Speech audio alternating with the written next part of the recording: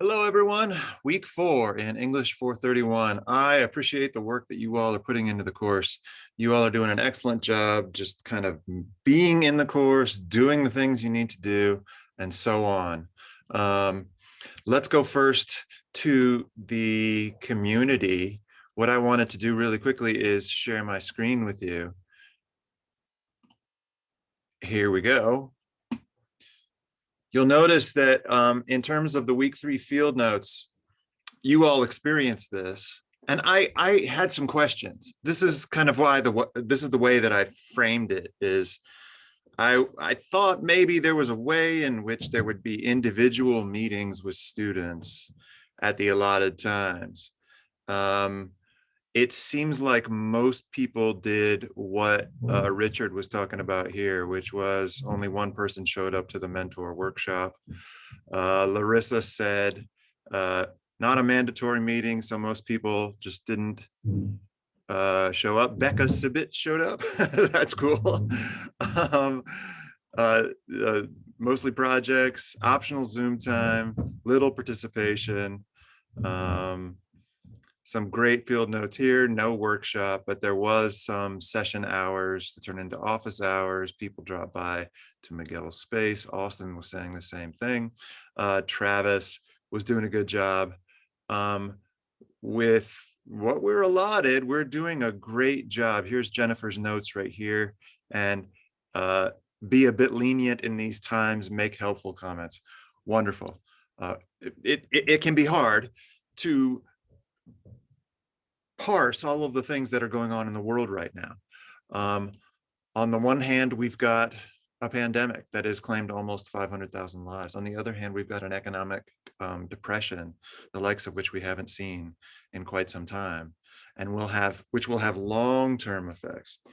We've lived through a very tumultuous political election in which there was actual violence. And on top of all this, you all are being asked to negotiate a fully new and fully online educational experience with all of the baggage that comes with it, including the fact that many professors don't know how to use technology and some students don't know how to negotiate all of the different platforms, nor should you be expected to negotiate all those platforms. So in the midst of this, Laura Sparks made some changes to the workshop in order to make sure that students who needed help could get it when they needed it. And to take the pressure off of students who might be economically or technologically insecure or unavailable at various times. And so what we've got then is a situation in which every other week there will be a workshop, right, where you do certain kinds of things. But in those off weeks, it's kind of hard to figure out, okay, so what do we do? So my idea at this point is just to get a sense of the flavor of the workshops for your internships. And then maybe if there's nothing really going on, we can take some of the time in Google Currents in order to respond to some of the articles that you've read at greater length. That is, more than just the quick comments that you make in Perusall, a more extended reader response where you pick up on certain kinds of ideas that you thought were important and explain why. But just hang tight with that, because that is the thing that we'll work out over the next couple weeks as the workshop structure, design, and flow become more clear to us. Another thing I wanted to point out to you really quickly, let's just go back over here. The tentative schedule this week.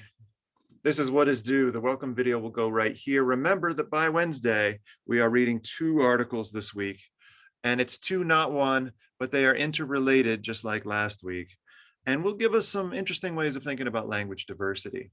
The most important thing I think that forms the backdrop, and this is one of the things that we'd be talking about if we were meeting face to face, is this notion of standard edited American English. And the notion of a standard is one that's very contested.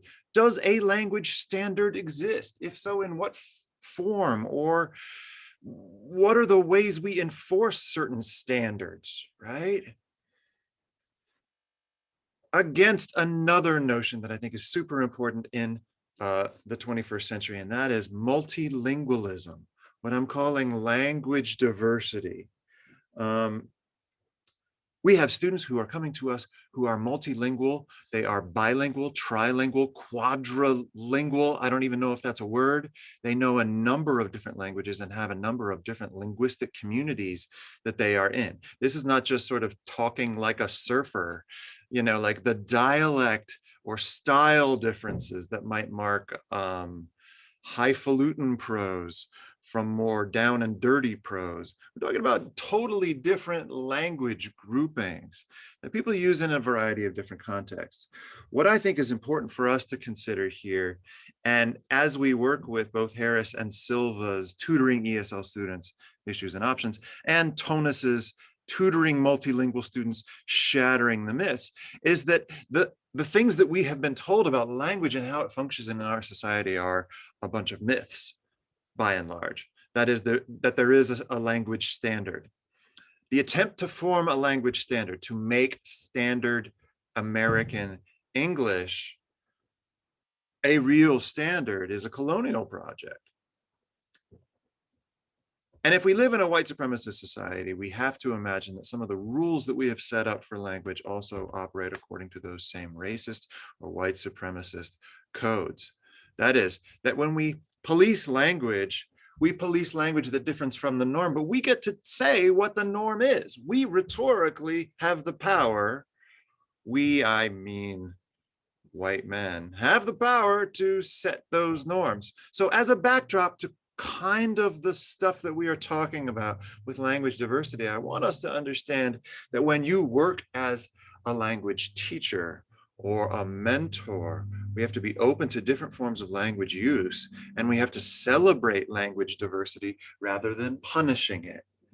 Now, that doesn't mean we turn our attention away from issues of context and situation. And there are other kinds of things that I think you can do in order to make sure that students feel comfortable both in their own language and developing what you might call the voice of academic prose.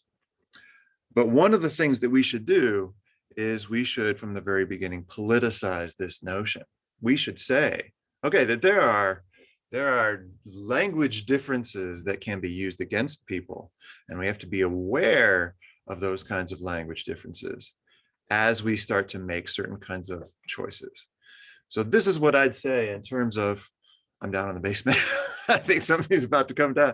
This is what I'd say in terms of the readings that we're going to do this week, is be looking for those moments where you can say to yourself, how would I work with a student who's multilingual? How would I approach this as a multilingual tutor or mentor myself? What are the kinds of ways in which I would celebrate varieties of American English or varieties of language rather than looking to eradicate them or stamp them out? So the final thing that I will, I'll share one more time. The final thing that I would point out to you about this week's work is just this. There will be an actual internship this week. We will be back on with internship field notes and uploading them to Google Currents. You all are doing a great job. You did what you could with these week 3 notes. Maybe next time, what I'm imagining will be week 5 and bad ideas about writing. There may not be a Zoom workshop, but let's change that so that we address more the kinds of things that you're doing with bad ideas about writing. But I will talk about that next week. In short, you all are doing great. I love reading what you're putting together. I love responding to it. This is the way that we're doing the course, and I appreciate the time and energy that you're putting into these internships. Email me if you have any questions. Thank you.